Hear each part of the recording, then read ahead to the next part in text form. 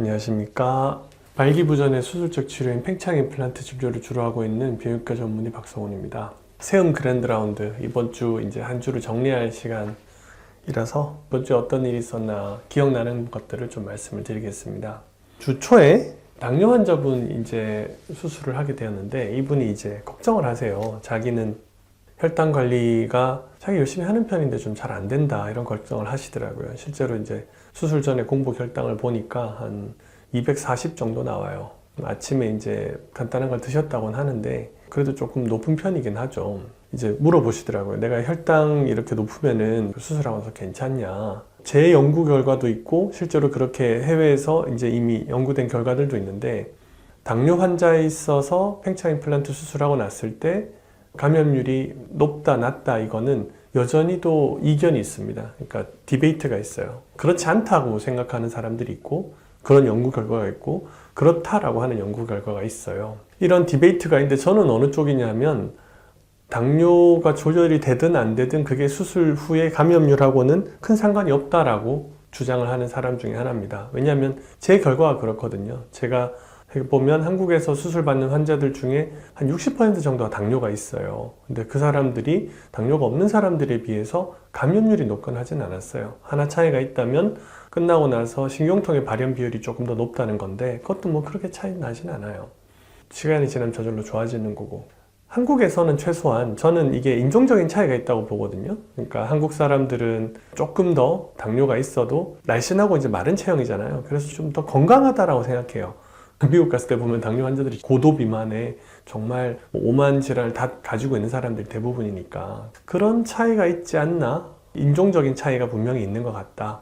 그래서 한국에서는 최소한 당뇨가 조절되나 안 조절되나 하고는 수술 후에 감염률이 내려간 차이가 없는 것 같습니다. 그러나 이제 그렇다고 해서 혈당 관리를 소홀히 해서는 안 된다고 저는 생각하는 게, 이게 가만히 보면 당뇨 환자분들은 자기 몸 관리를 얼마나 잘했냐 하고 혈당 수치하고 좀 연관이 되는 경우들이 많은 것 같아요. 뭐 스트레스를 많이 받는다라던가, 잠을 못 잔다라던가, 혹은 식사가 좀 이렇게 문제가 있다던가, 운동을 안 한다던가 이러면은 확실히 혈당 관리가 잘 안 되잖아요. 그런 측면에서 이제 혈당 관리를 좀 더 해주셨으면, 몸 관리를 하시라는 면에서, 왜냐면 아무래도 그런 게 수술 후에 회복에 도움이 될 테니까요. 그렇기 때문에 그런 면을 하나 볼 수가 있다 말씀을 드리고 싶고요.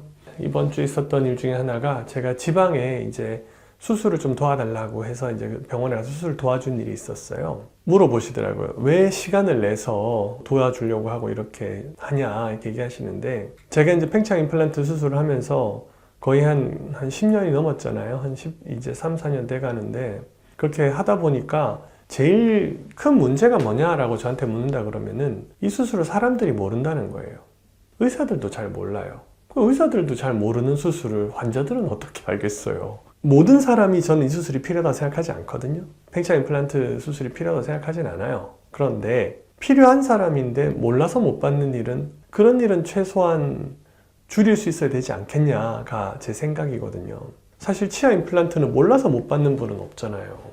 근데 이쪽 저희 팽창 임플란트는 몰라서 못 받는 분들이 막 거의 대다수니까. 그래서 이게 해결이 되려면은 최대한 이 수술을 하는 사람이 많아야 되겠다. 혼자서 뭐 아무리 제가 얘기를 한다고 해서 그게, 제가 뭐 우리나라에 있는 환자들 다 볼 것도 아니고 저 혼자서 얘기하는 것보다는 이 수술에 대해서 알고 있는 사람이 많은 게 더 중요하지 않을까. 그래서 필요한 사람들에게 좀 더 의료 서비스가 제공될 수 있으려면 수술을 하는 사람이 더 많아져야 되겠다. 그게 제 생각이라, 사실 수술에 대해서 제대로 어떻게 보면은 교육을 받았다라고 할 수 있는 사람은, 이 수술 제대로 어떻게 교육해야 될 줄 안다고 하는 사람이 아마 지금 한국에서 저밖에 없을 거예요. 아시아 전역에서 저밖에 없을 거예요.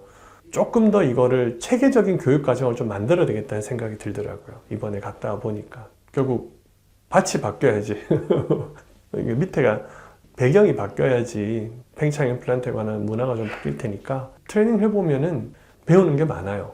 물론 제가 수술을 알려주고 보여주는 입장이지만 다른 환경에 제가 놓이게 되는 거잖아요. 그러다 보니까 다른 수술방에서 뭐가 어떻게 돌아가는가, 뭐가 어떻게 되고 있는가, 사실 전 세계에서 저희가 유일하거든요. 뭐가 유일하냐면, 수술방이 오로지 이 수술만 하고, 그리고 이 수술만 하는 수술방에다가 이 수술만 하는 스태프들이 거기서 계속 그 수술방을 관리해요. 그리고 수술이 또 꾸준히 이어지고 이러니까 저희 수술방은 딱 요 수술만을 위해서 돌아가는 공간이에요. 그러니까 다른 수술하거나 이런 일이 없으니까 항상 어떻게 보면은 일정하다고 볼 수가 있어요. 근데 사실 거의 대부분의 수술방은 그렇지 않아요. 이 수술 저 수술 다 해야 돼요. 그러다 보니까 수술방이 좀 더 다이내믹하죠. 다른 병원에들 갔다 와 보면은 항상 배우는 게 많아요. 그래서 제가 해외도 자주 나가고 뭐 배우러 다니고 다른 병원 보러 가고 이러는 게 비교하는 과정에서 우리가 얻게 되는 게 훨씬 많은 것 같아요. 이번 주에 수술했던 다른 환자분인데 이분이 이제 팽창 임플란트 수술 받으면서 정관 수술을 같이 받기를 원하셨어요. 그래서 정관 수술을 같이 했었는데 이제 제가 말씀드리고 싶은 게 뭐냐면은 팽창형 임플란트와 같이 해도 안전하다고 연구가 되어 있는 수술들이 있습니다.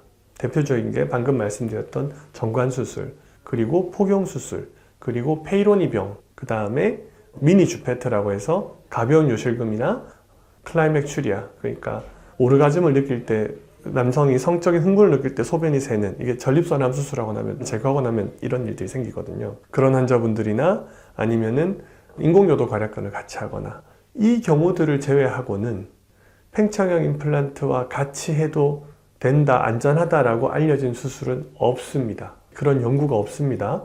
의학에서는 잘 모르는 거는 위험하다고 생각하고 피합니다. 그러면은 잘 모르는데 이거를 해도 괜찮을 것 같아 라고 생각을 한다면 그때는 임상 연구를 하고 임상 연구를 한 뒤에 이거를 같이 해도 된다 안 된다 이렇게 판단을 하게 돼 있어요. 임상 연구를 한다는 말은 무슨 뜻이냐?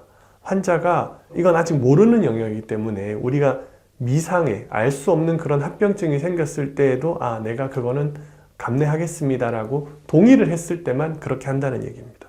여기에서 판단이 되게 중요해요. 가령 환자분들이 오셔가지고 나 확대수술 같이 하면 안 되냐 물어보시기도 하고 전립선 비대증 수술 같이 하면 안 되냐 물어보시기도 해요. 그러나 어떤 문제가 있을지 저도 모릅니다. 뒤집어 얘기하면은 문제가 생길 수도 있다는 얘기인 겁니다. 모르는 거예요. 그럴 때는 모른다고 얘기하고 저는 하지 않는 게 맞다고 생각해요. 환자한테 해를 가할 이유는 없거든요. 어떤 수술을 하거나 의학에서 제 첫 번째 원칙이 프리멈 논 노세레, 환자에게 해를 가하지 말라 하거든요. 그렇기 때문에 모르는 거는 위험하다고 생각하고 피하는 것이 낫다. 그러나 임상 연구 세팅이라면은 혹은 아주 특수한 경우에 환자가 나는 그런 위험을 감수하겠소라고 한다면 같이 해볼 수도 있겠죠. 그러나 저는 개인적으로는 이 수술을 가지고 그렇게 하고 싶지는 않아요. 이 수술은 그렇게 안 하는 게 좋지 않나라는 게 제 생각이에요. 왜 그러냐 하면 보세요. 이 수술을 받으시는 분들은, 팽창 임플란트 받으시는 분들은 환자가 아니에요, 사실. 대부분 건강한 분들이세요. 건강한 분들이 기능이 조금 불편해서 그걸 더 회복해서 더 좋고자 하는 분들이란 말입니다. 멀쩡한 거예요, 어떻게 얘기하면은. 의학적으로 어떻게 보면 병이 없는 사람이라는 거예요. 근데 수술을 해서 미지의 불상의 그런 합병증이 생기면 멀쩡하던 사람이 병원에 와서 수술로 인해서 아픈 사람이 되는 거예요. 이거는 뭔가 안 맞지 않나요? 저는 이런 일은 가급적 없어야 된다고 생각해요. 물론 제로는 없으니까, 의학에서 0%는 없기 때문에. 하지만 줄일 수 있다면은 최대한 줄여야 되는 게, 그리고 피할 수 있는 건 피해가는 게 맞잖아요. 위험한데 굳이 그 길을 갈 이유가 없단 말이에요. 그래서 그런 것들은 항상 이제 득실을 따져서 어느 게 더 이익이 될까, 어느 게 더 손해가 있을까, 생길 수 있는 위험이 뭘까, 이런 걸 따져서 한 번에 귀찮은데 한 번에 다 하고 말지 뭐, 그런 경우가 아니에요. 그래서 팽창 임플란트랑 같이 해도 안전한 수술은 아까 제가 말씀드렸던 5가지 경우 이외에는 아직까지는 없습니다. 그렇기 때문에 수술을 고려하실 때 그런 부분들을 잘 생각하시는 게 좋을 것 같아요. 발기부전이 우리들의 삶에 장애가 되지 않도록 팽창형 임플란트가 치아 임플란트처럼 환자분들한테 좀 친숙하게 다가가고 환자분들의 삶에 직접적인 도움이 될 그날까지 열심히 하도록 하겠습니다.